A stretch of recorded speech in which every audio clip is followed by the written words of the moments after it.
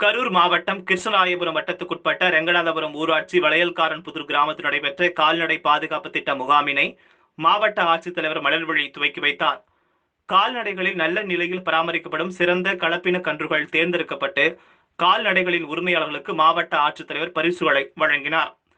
கரூர் மாவட்டம் முழுவதும் 24/1/2021 வரை மொத்தம் 72 கிராமங்களில் கால்நடை பாதுகாப்பு திட்ட முகாம் நடத்தப்பட உள்ளது. ஒரு கிராமத்திற்கு ஆடு, மாடு, கோழி என 1000 கால்நடைகள் வீதம் மொத்தம் 72,000 கால்நடைகளுக்கு இம்முகாம்களில் பரிசோதனை செய்து சிகிச்சை அளிக்க திட்டமிடப்பட்டுள்ளது.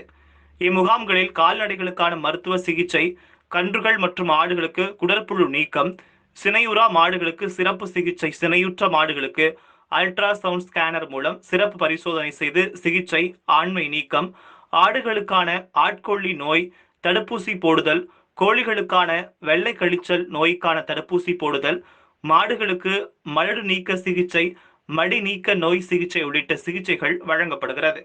இந்நிகழ்ச்சியில் கால்நடை பராமரிப்புத்துறை இணை இயக்குனர் ராதாகிருஷ்ணன், உதவி இயக்குநர்கள் சரவணகுமார், கிருஷ்ணராயபுரம் ஊராட்சி ஒன்றிய குழு தலைவர், அரசு அலுவலர்கள் பலரும் கலந்து கொண்டார்கள்.